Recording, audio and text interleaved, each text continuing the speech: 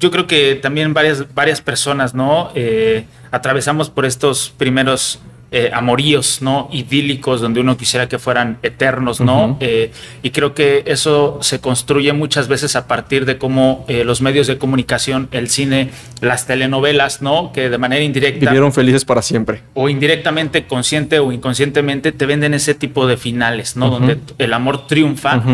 Y obviamente pues uno se convierte en víctima de eso, ¿no? Y te avientas unas relaciones larguísimas donde te aferras, ¿no? Donde dices no ha acabado y sigues insistiendo. Estás esperando el vivieron para siempre felices. Exacto, ¿no? Y arreglar las situaciones y pelear porque se mejoren y Y entonces es muy chistoso porque justo dentro de esa relación que duró tantísimo tiempo, yo tenía muy presente el momento en que mi abuela estaba dentro de una enfermedad. Ella tenía diabetes. Es una mujer que al final de cuentas por sí sola no decidió cuidarse, ¿no? Ahora sí que ella trazó su línea, no decidió cuidarse. Y siguieron las consecuencias que la llevaron a una cama y que a lo mejor ella hubiera deseado que la muerte lo hubiera visitado de manera repentina y rápido.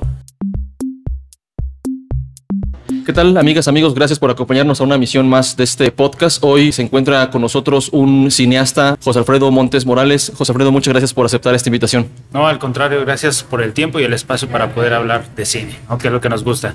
¿Cineasta morelense? Sí, en realidad llevo cerca de 20 años viviendo en Morelos, pero es un poco extraña mi vida porque en realidad me la paso moviéndome todo el tiempo de Morelos a la Ciudad de México, de la Ciudad de México al Estado de México, a Ecatepec.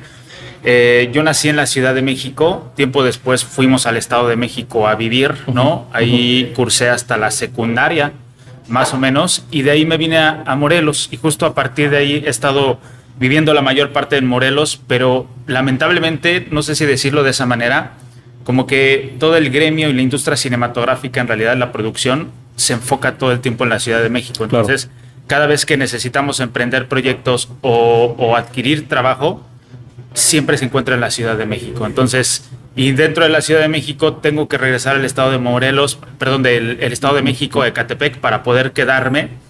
Y el cortometraje justamente es muy curioso cómo nació, porque tiene un poco de las tres cosas dentro de la producción y dentro de la idea creativa, ¿no? Sin embargo, tu formación inicial de cineasta fue en el estado de Morelos, entiendo. Sí, estudié letras hispánicas en la UAM, y tuve la oportunidad de estar tomando algunas clases, algunos cursos de diplomado, ¿no? En la carrera de artes visuales, y ahí fue como mi acercamiento. Ahora sí que el acercamiento un poco más preciso, más detenido, más analítico sobre lo que significaba hacer cine, y desde ahí me enganché en realidad. Pero ya cine como tal lo estudiaste en la Ciudad de México. Sí, en la UAM tuve este acercamiento con el cine, donde me enganché, y obviamente como cualquier, digamos, novato del cine, empiezas a averiguar cuáles son como las escuelas. ¿Siempre quisiste hacer cine? Sí.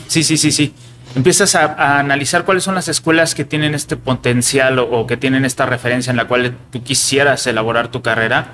Y evidentemente los referentes más concretos es el CUEC, que está en la Ciudad de México, y el Centro de Capacitación Cinematográfica. Entonces es muy curioso porque al inicio yo había hecho examen en el CUEC y no me quedé. Pasaron algunos años mientras yo me formaba en la carrera de Letras Hispánicas en la UAM. Volví a insistir, pero ahora en el Centro de Capacitación Cinematográfica, al terminar la carrera de Letras Hispánicas, y me quedé. Y entonces de ahí tuve que mudarme forzosamente a la Ciudad de México para cursar. Quedé en el curso de producción, que fueron de 2 años. En realidad estudié producción. Y mi vena como de director y de escritor se formó a través de la literatura, de lo que había estudiado durante 4 años en la UAM. Y por otra parte, esta formación de productor que nos dejó la escuela, ¿no? Del Centro de Capacitación. Antes de este cortometraje del que vamos a hablar en unos momentos, has tenido más producción, has hecho otros trabajos también importantes. Sí. De hecho, a decir verdad, este cortometraje es mi primer proyecto como director-escritor. Había hecho un par de cosas muy amateur, ¿no? En la universidad. Que por cuestiones técnicas pues nadie los iba a pelar, ¿no? Porque estaban hechos con una Handycam y cositas así, que no valían la pena. Y digo, formaron parte del aprendizaje, de la experiencia, ¿no? De la formación. Es correcto. Ahí empecé a experimentar, ¿no? A entender los errores también, porque también creo yo que si no vas y cometes estos errores, jamás corriges y jamás creces. Ya no los cometes en este cortometraje. Tratamos, ¿no? Bueno, claro. Hay una cantidad de experiencias ahí que esto se... Sí, pero vas depurando, ¿no? Vas depurando, vas puliendo. Correcto, vamos depurando. Y entonces, al entrar a la carrera de producción, también conocí la producción de una manera en que no la había entendido jamás, ¿no? A través de la teoría. Claro. Y me encantó. Me enganchó la producción, empecé a hacer mucha producción, empecé a producir cortometrajes en el Centro de Capacitación Cinematográfica, tesis, ¿no? De la gente que estaba estudiando dirección. De ahí, pues, evidentemente creo que la chamba empezó a recomendar y la gente te hablaba en este campo de la producción. Hemos hecho producción, he participado como production manager, ¿no? En películas internacionales.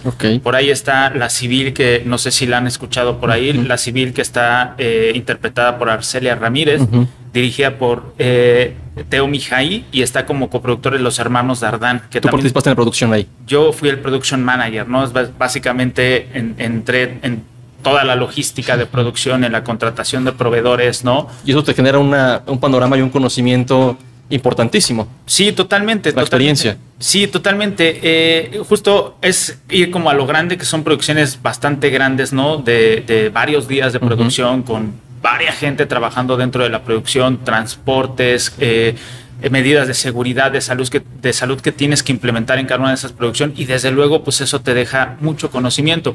Es muy curioso, pero hablando de estos proyectos que te digo donde erré, yo me acuerdo perfectamente que hice un cortometraje con una Handycam y todo estaba bonito. Yo empezaba ahí a mover el diseño sonoro y todo, y de repente veo que el formato está raro. Yo digo, ¿qué está pasando? Le pregunto a los chicos fotógrafos, ¿no?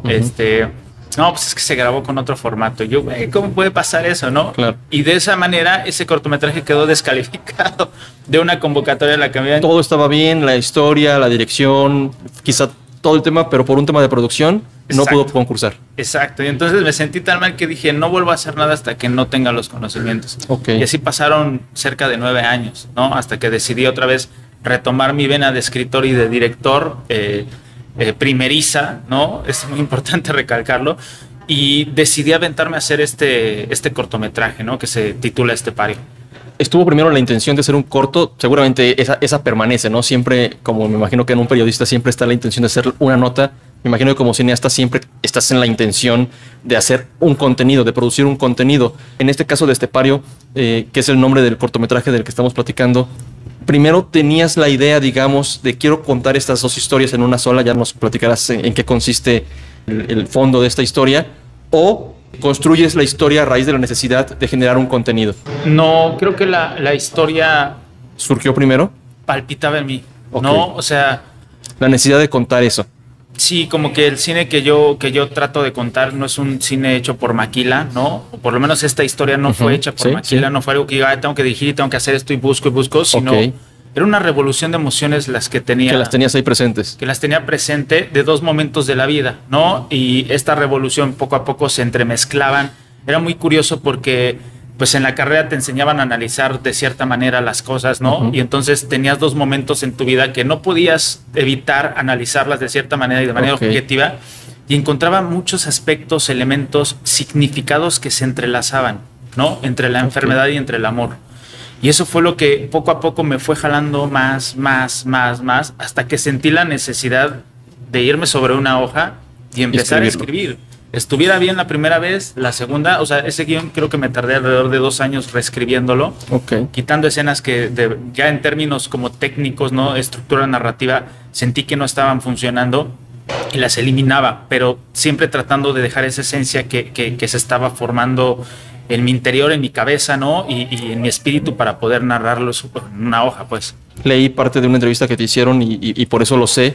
Esas dos historias de las que hablas y que nos cuentes de ella. Una tiene que ver con la enfermedad de tu abuela, y también otra tiene que ver con un tema que me parece fortísimo, el hecho de que alguien tenga la capacidad de contar una historia, pero que además tenga el atrevimiento o el valor de decir, es parte de mi historia, de lo que yo viví, que tiene que ver con un proceso de separación que tú protagonizaste con tu pareja. Claro. Platícanos de estas dos historias. Sí, pues mira, yo creo que también varias personas, ¿no?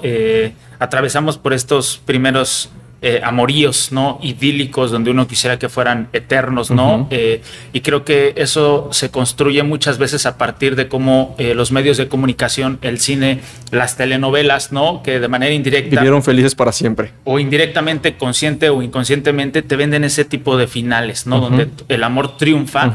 Y obviamente, pues, uno se convierte en víctima de eso, ¿no? Y te avientas unas relaciones larguísimas donde te aferras, ¿no? Donde dices, no ha acabado y sigues insistiendo. Estás esperando el vivieron para siempre felices. Exacto, ¿no? Y arreglar las situaciones y pelear porque se mejoren y ta.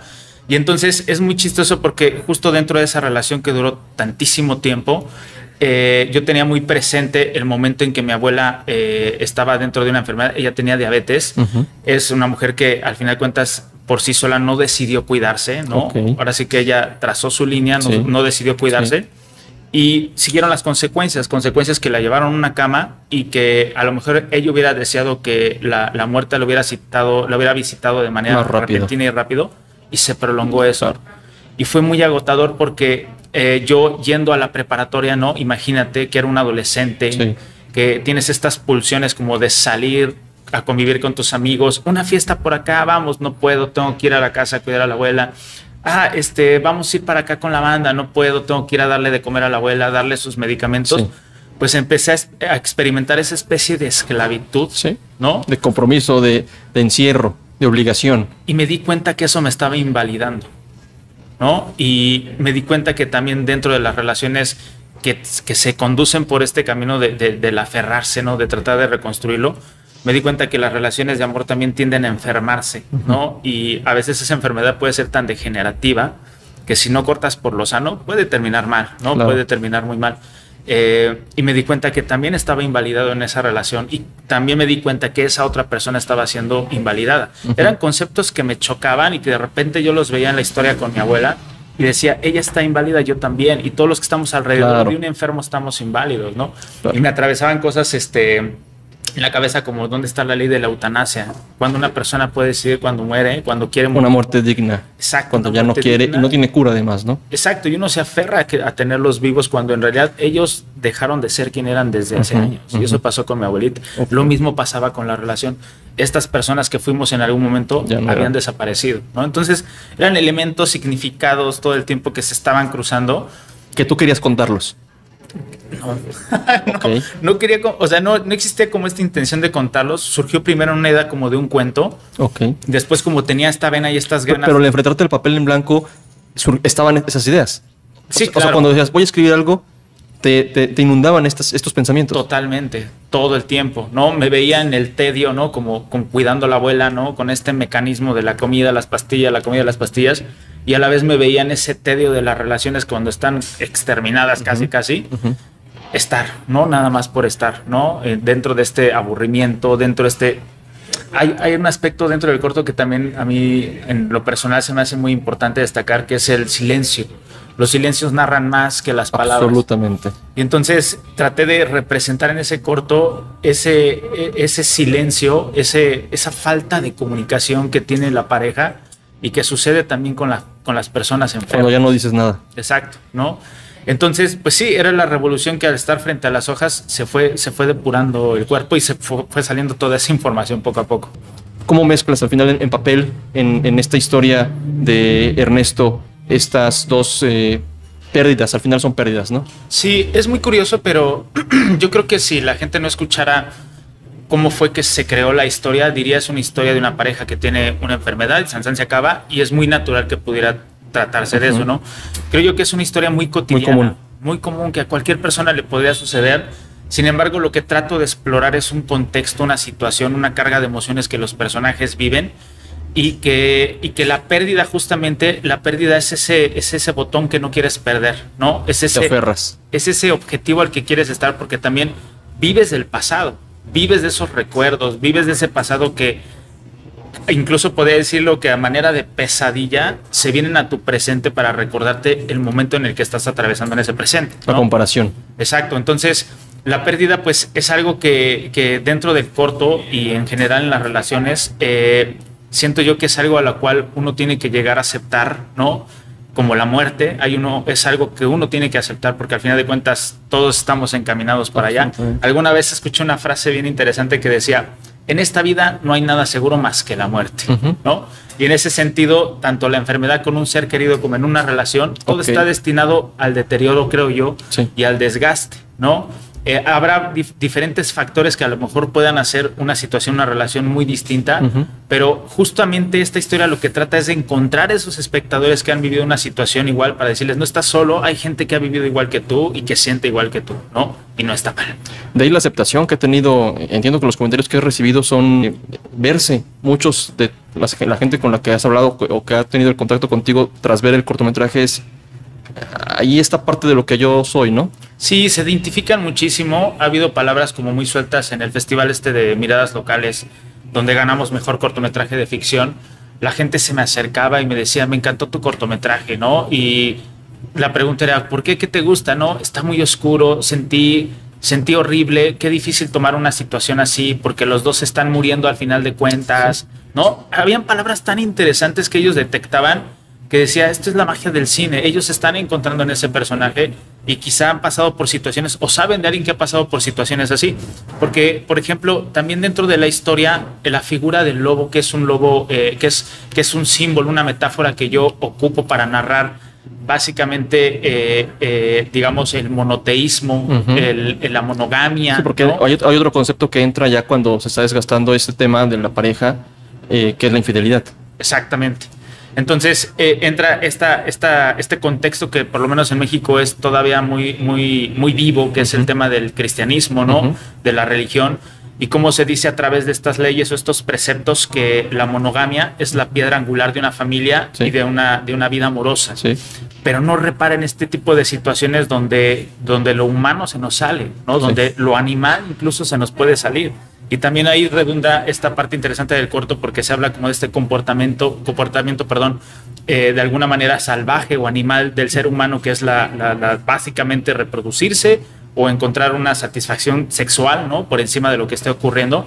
Y por otra parte, lo que lo contrapone es seguir un precepto moral que a ojos de toda la gente podría haber sido tachado, ¿no? Entonces, en el corto también tratamos de no cerrar la historia, de terminar un cortometraje donde el espectador se pregunte si está bien que le guarde luto a su esposa, ¿no? Como en estas historias, vuelvo a lo mismo, este tipo de historias románticas de güey, se hizo viejito y se murió con el esperando en el muelle que regresara, ¿no? Exacto. O la otra, que a lo mejor es válida, ¿no? Dependerá de cada quien, y esa es la parte en la que invito al espectador que señale, que meta sus propios prejuicios y decida sobre el personaje.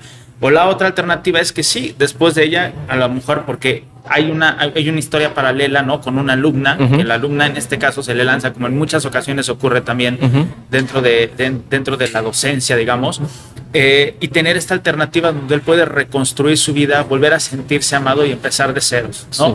El tema técnico, ¿cómo lo resolviste? Te pregunto, ¿fue grabado durante pandemia? ¿Cómo resolvieron este tema? Si es que fue así, ¿dónde se grabó? Y en el aspecto técnico, ¿qué destacas de este cortometraje? Mira, como te decía, la historia nace en Morelos. Son dos situaciones que me ocurrieron aquí. En Morelos. La búsqueda, el financiamiento, curiosamente, fue aportado por la mayor cantidad de personas que conozco de la Ciudad de México, ¿no? Que hicimos un crowdfunding y con eso se financió. Puse dinero yo también, entre otras cosas, ¿no? Y una vez que se consiguió el presupuesto, nos fuimos al Estado de México. A rodarla. Porque quedaba más cerca, ¿no? Mucho más cerca. No tienes que gastar en casetas o arriesgarte por la federal para estar viajando. Y todo era mucho más cercano. La locación estaba en las inmediaciones entre el Estado de México y la Ciudad de México. Y era mucho más fácil el trayecto.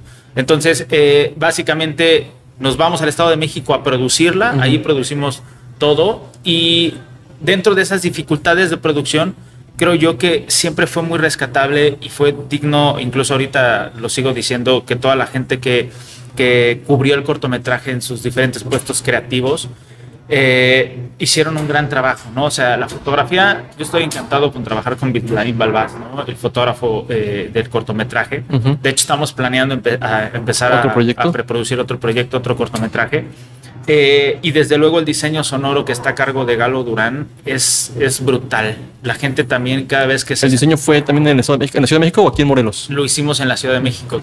El tema de la postproducción se terminó haciendo en la Ciudad de México. No, miento. Y bueno, al final de cuentas terminamos haciendo la corrección de color con un señor que se llama Ernie Schaefer.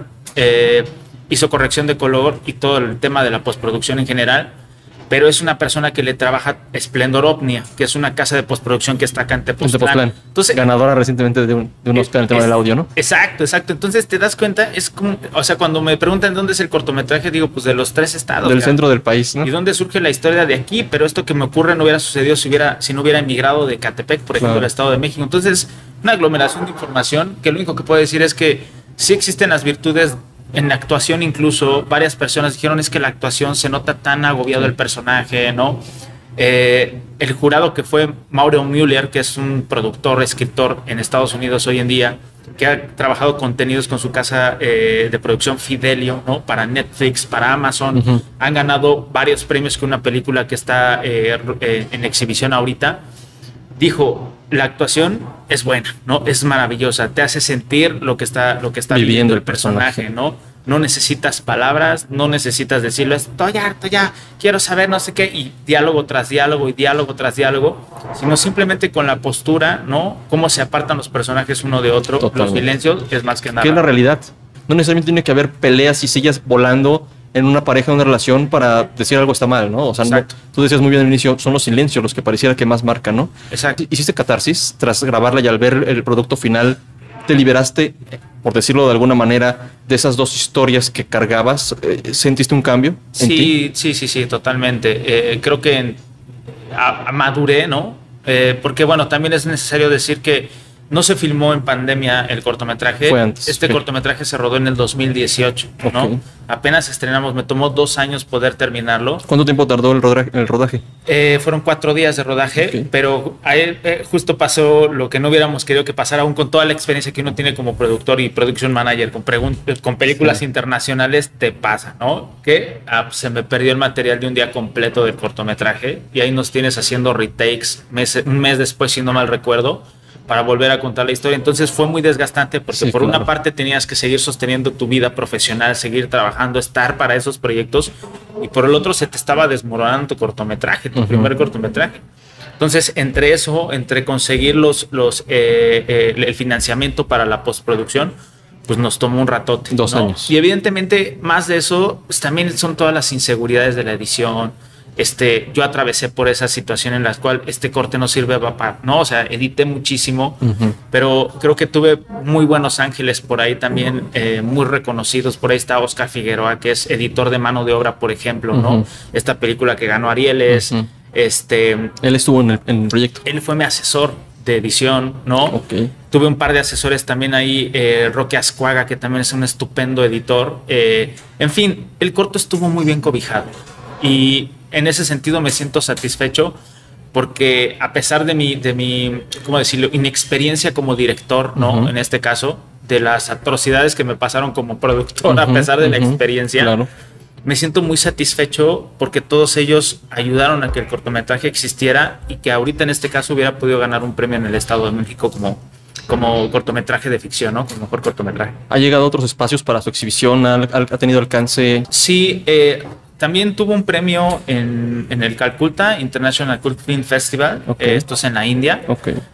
Tiene un reconocimiento al logro destacado como director primerizo, pero curiosamente cuando aplicamos a este festival sí estábamos en plena pandemia, y sabrás que los festivales también se fueron al carajo, varios de ellos, ¿no? Desaparecieron, y entonces decidieron postergar todas las exhibiciones, armar una agenda como nos tenemos que poner al tanto a partir de este año, y se supone que en enero o febrero se va a estar exhibiendo en la India el cortometraje. Ahí seguimos en charlas con los del festival para que esto sea posible. Quedó seleccionado también en el Short Shorts, ¿no? Selección oficial. Y se estuvo exhibiendo en el Cinemex en Reforma 222, que es un cine así como también muy reconocido para hacer premieres. Y estuvo en la Cineteca Nacional también. Tuve la invitación también de Baticine, ¿no? Que es el cinito que está ahí en Tepoztlán, para exhibir este 5 de noviembre el cortometraje junto con un documentalito. Va a estar allá y va a estar allá. Exacto, va a estar allá junto con un documentalito, un largometraje documental de Berardo González.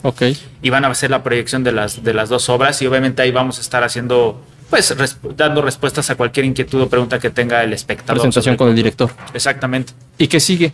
¿Estás trabajando en nuevos proyectos ya? Sí, ahorita... ¿Escribiendo o ya dirigiendo? No, tengo un corto que se llama Tonantzin. Okay. Esta pequeña película también es de pocos actores, sucede todo en un campo de trigo y básicamente lo que plantea es un tema de igualdad humana, ¿no? Como el hambre y obviamente los personajes están puestos en una situación en la cual pues tiene que tenderse a la mano para sobrevivir, ¿no? Entre ambos. Y es el proyecto que ahorita estamos tratando de preproducir. ¿Tú lo escribiste? Sí, es un proyecto que ahorita estamos tratando de preproducir y a la par arranqué a escribir un guión que seguramente va a extenderse a 30 páginas probablemente, que habla de una chica que se dedica, que ha llevado años, esa historia, por ejemplo, surge en Morelos, ¿no? También en Plaza Cuernavaca, de una veladora, ¿no? Que se dedica a cuidar carros en el estacionamiento y a la vez brindar servicios de limpieza y mantenimiento en las noches a la plaza, ¿no? Estos personajes que no conoces, tú llegas a la plaza y todo está bien. Hay gente que lo hace, que lo mantiene y tiene bien. unas historias increíbles. Entonces, estamos desarrollando la escritura de este guión, de esta historia que surge aquí en Morelos. Pero ahorita, digamos, lo más inmediato, lo que está a la puerta es Tonantzin, ¿no? Que estamos empezando a preproducir y empezar a buscar locaciones también en Morelos para ver si lo podemos filmar acá.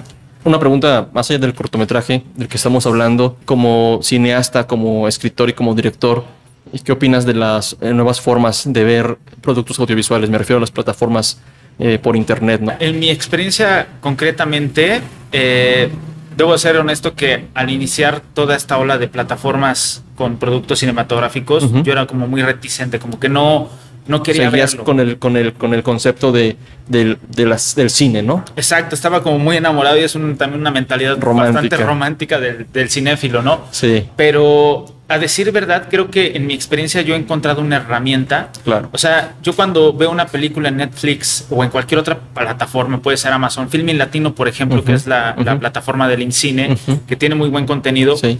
Cuando veo cine, para mí se convirtió en una herramienta de análisis. Ok. Antes, cuando querías analizar una película, obviamente ibas por el DVD. Cuando eres estudiante, por la piratería, ¿no? Sí, ya sabes, la película de culto. Sí. Y tenías la capacidad de poder regresar y revisar la secuencia, decir dónde está la cámara y el sonido. Ah, mira. Al final lo hacías en tu tele.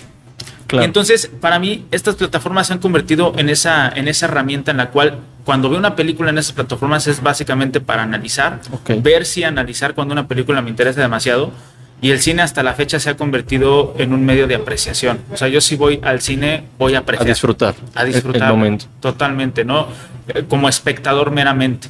Entonces, yo entiendo que hay gente que a lo mejor ya también con un pago módico, ¿no? Que son 4 boletos del cine, por ejemplo, pudieras acceder a una cantidad y una variedad gigantesca de contenidos, pero creo que también es un arma de doble filo, porque en esta era donde la información está a la mano y es tantísima y vasta la información, creo que estamos empezando a perder esta facultad de apreciación, ¿no? De ver el cine por verlo, por observarlo, por analizarlo, por degustarlo, y es como si estuviéramos tragando en un buffet todo lo que veas, te lo quieres atorar, ¿no? Así. Sí. Y eso se ha convertido para mí en las plataformas, que es donde yo siento que es delicado porque, pues, esta manera que incluso te lleva de una manera cognitiva a apreciar el cine, que incluso te puede ayudar a crecer intelectualmente, entre otros factores, pues se está perdiendo a través de estas plataformas, ¿no? Pero pues vaya, ahora sí que como dicen, para ahí hay para todos y cada quien elegirá en ese sentido. En la parte académica, esto seguramente, bueno, esto lo ven algunas personas que están estudiando, universitarios que están estudiando comunicación, algunos quizás cine.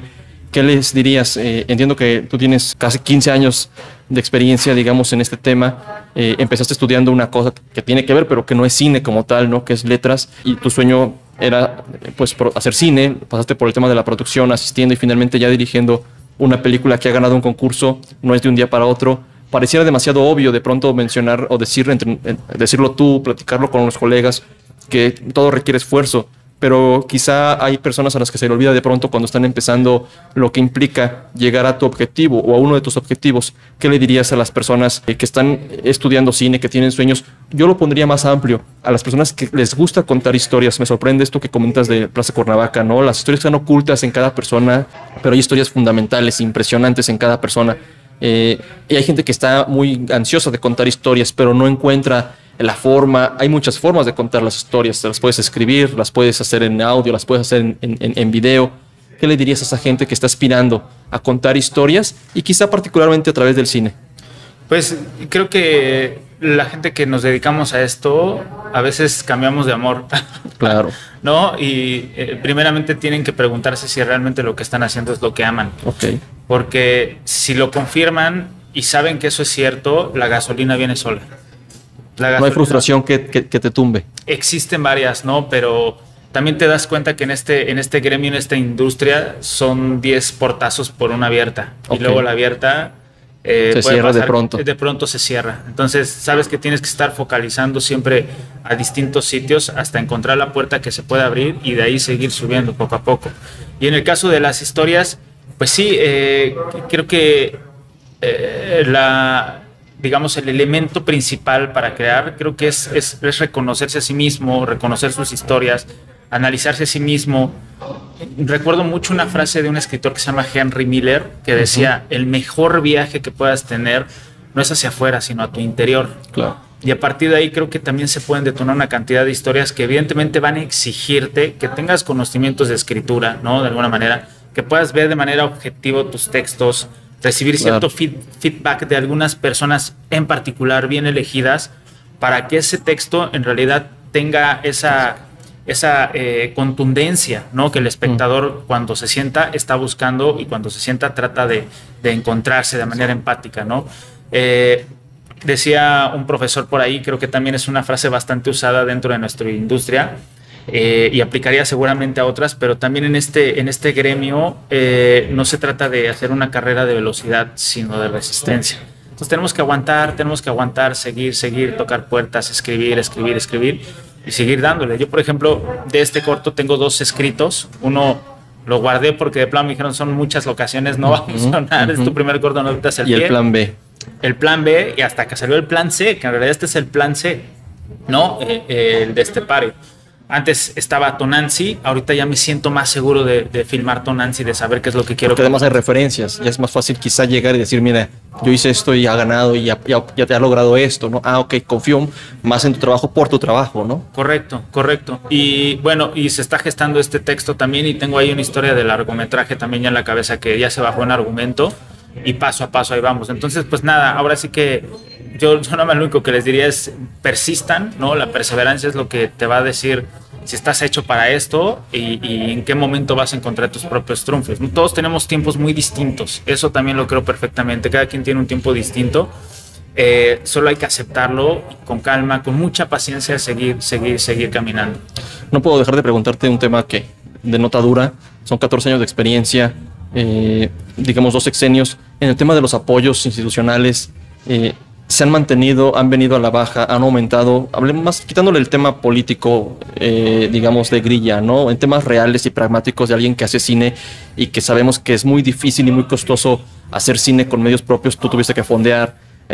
Afortunadamente, no sé si sigan vigentes, hay muchos programas gubernamentales que dan financiamiento. Hoy acabamos de ver un tema que tiene que ver con Diego Luna, en el que se le ha criticado por recibir recursos del gobierno, porque pareciera que mucha gente, por supuesto, no tiene por qué saberlo, lo costoso que es hacer estos proyectos, llevarlos a cabo, ¿no? La cantidad de gente que requieres, la cantidad de tiempo, de instalaciones técnicas que requieres. ¿Cómo ha venido el tema de los apoyos? ¿Cómo lo has vivido en estos 14 años, 15 años de experiencia? Pues mira, ha sido bastante difícil porque son muchos los que aspiran, pocos los que seleccionan, es muy poco el recurso que se da. Hoy en día todavía es más poco, ¿no? Con la desaparición del Foprocine, el Fidecine, ahorita hay una convocatoria que se llama Focine, que tiene varias convocatorias, con lo que intentan es como descentralizar los recursos y tratar de que se produzcan contenidos más plurales, ¿no? Más diversos, ¿no? Tratan de incluir a todos los estados de la República Mexicana. Sí, porque de pronto pareciera que se centralizaba o que había ciertas tendencias, por decirlo de alguna manera, hacia ciertos proyectos, ¿no? Sí, y lo creo perfecto, ¿eh? Es una cosa que sí existía y que ahora que uno lee las convocatorias dices, ah, cabrón, mira, hacen cine en Monterrey, hacen cine en Yucatán. Exacto, sí entro. Exacto, ¿no? Y se siente bien lindo eso porque justo lo que se intenta es que se encuentren voces nuevas, contenidos distintos, maneras distintas de ver el amor, maneras distintas de ver el conflicto político, el conflicto, etcétera, etcétera, ¿no? Entonces, en ese sentido hay más diversidad, el recurso se ha venido chiquiteando cada vez más. Porque además se ha ido ampliando, ¿no? Exacto, en esta época, por no decir, en esta época es más chico el en recurso. Esa cuarta versión. Exacto, en esta cuarta versión es más contabilizado el recurso para producir cine. Pero pues vaya, también creo que no es la única alternativa, ¿no? Claro. Podemos recordar... Tú lo fondeaste. Con amigos, conocidos, con empresarios, con no sé. Exacto, exacto. Entonces podemos recordar infinidad de corrientes cinematográficas, ¿no? Puntualmente la del cine independiente de los 70 con Coppola y todos estos cineastas que pues básicamente agarraban la cámara, entre amigos hacían sus contenidos y vámonos, ¿no? Así fueron haciendo sus pininos hasta convertirse en los que son. Hoy tenemos tantas herramientas, tantísimas herramientas que creo yo que ya no hay pretexto, ni siquiera económico. Ni para aprender a hacer cine, ¿no? Con estos conocimientos básicos, digamos, porque lo demás no se enseña, sí, ¿no? Pero estos conocimientos básicos, creo que ya no hay pretexto para no aprender, ¿no?